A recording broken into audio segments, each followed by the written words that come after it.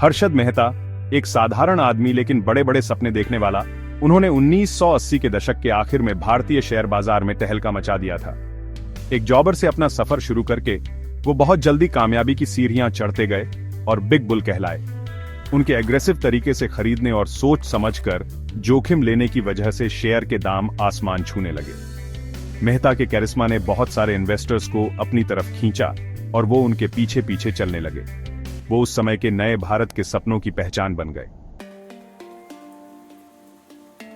लेकिन कामयाबी के इस चमक दमक के पीछे धोखे और हेरफेर का जाल बुना जा रहा था। मेहता की बड़ी बड़ी कमाई सिर्फ उनके ट्रेडिंग स्किल्स का नतीजा नहीं थी, बल्कि इसके पीछे पैसों की गड़बड़ी का खेल चल रहा था। उन्होंने बैंकिंग सिस्टम की कमजोरियों का फायदा उठाया, नकली बैंक रसीदें और सर्कुलर ट्रेडिंग का इस्तेमाल करके पैसों की कमी को छुपाया और शेयर के दाम बढ़ाए। मेहता के इस बड़े प्लान में बैंक्स और फाइनेंशियल इंस्टीट्यूशंस भी शामिल थे। उनके भरोसे का फायदा उठाया गया और नियमों की कमजोरियों का इस्तेमाल करके गैर कानूनी तरीके से शेयर बाजार में पैसा डाला गया। जैसे जैसे मेहता का साम्राज्य बढ़ता गया, वैसे वैसे रेगुलेटर्स और फाइनेंशियल जर्नलिस्ट्स की नजर उन पर पड़ती गई। उनके कामकाज में गड़बड़ी की अफवाहें उड़ने लगीं, जिससे उनकी मजबूत छवि को नुकसान पहुंचा। पत्रकार सुचेता दलाल ने द टाइम्स ऑफ इंडिया में कई सारे आर्टिकल्स लिखकर उनके धोखाधड़ी भरे कामों का पर्दाफाश किया, जिससे उनकी बनावटी छवि टूटने लगी। दलाल ने अपनी लगातार जांच से मेहता के घोटाले का पूरा सच सामने ला दिया, जिससे पूरे भारतीय फाइनेंशियल सिस्टम में हड़कंप मच गया। इस खुलासे के बाद रेगुलेटरी अथॉरिटीज ने पूरी जांच शुरू कर दी और आखिरकार भारतीय शेयर बाजार की कमजोरी सबके सामने आ गई। हर्षद मेहता के साम्राज्य का पतन भी उतनी ही तेजी और नाटकीयता से हुआ जितनी तेजी से उनका उदय हुआ था। जैसे ही सच्चाई सामने आई, शेयर बाजार गिर गया और इन्वेस्टर्स का अरबों रुपए का नुकसान हुआ। इस घोटाले ने भारतीय फाइनेंशियल सिस्टम की नींव हिला दी। इससे रेगुलेटरी फ्रेमवर्क की कमजोरियां और बिना सोचे समझे स्पेकुलेशन के खतरे सामने आ गए। इस स्कैंडल ने बहुत बड़ा नुकसान किया।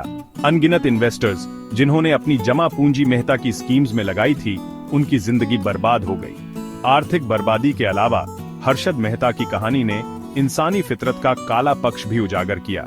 न कभी न खत्म होने वाली लालच, अपनी स्वार्थ सिद्धि के लिए नियमों को तोड़ने की इच्छा और उन करिश्माई लोगों पर आंख बंद करके भरोसा करना जो अवास्तविक मुनाफे का वादा करते हैं। मेहता की कहानी एक सबक बन गई, जो अनियंत्रित महत्वाकांक्षा के खतरों और आर्थिक धोखाधड़ी के विनाशकारी परिणामों की याद दिलाती है।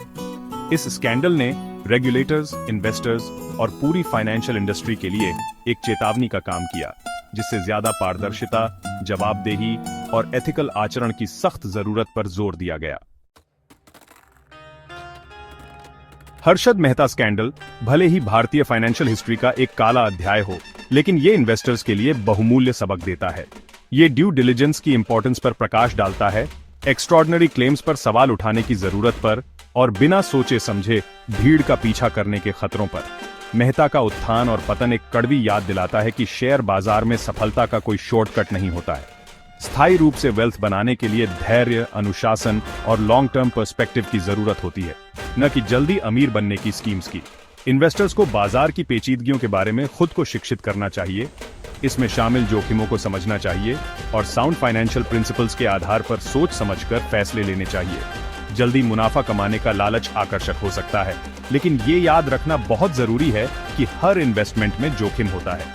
डाइवर्सिफिकेशन, पूरी रिसर्च और लॉन्ग टर्म ग्रोथ पर फोकस करना शेयर बाजार की कॉम्प्लेक्सिटीज को नेविगेट करने और अपने फाइनेंशियल फ्यूचर को सुरक्षित करने के लिए बहुत जरूरी है। हर्षद मेहता की कहानी एक मजबूत याद दिलाती है कि जहां शेयर बाजार वेल्थ बनाने के अविश्वसनीय मौके देता है, वहीं ये एक खतरनाक जगह भी है, जहां पलक झपकते ही भाग्य बन और बिगड़ सकता है।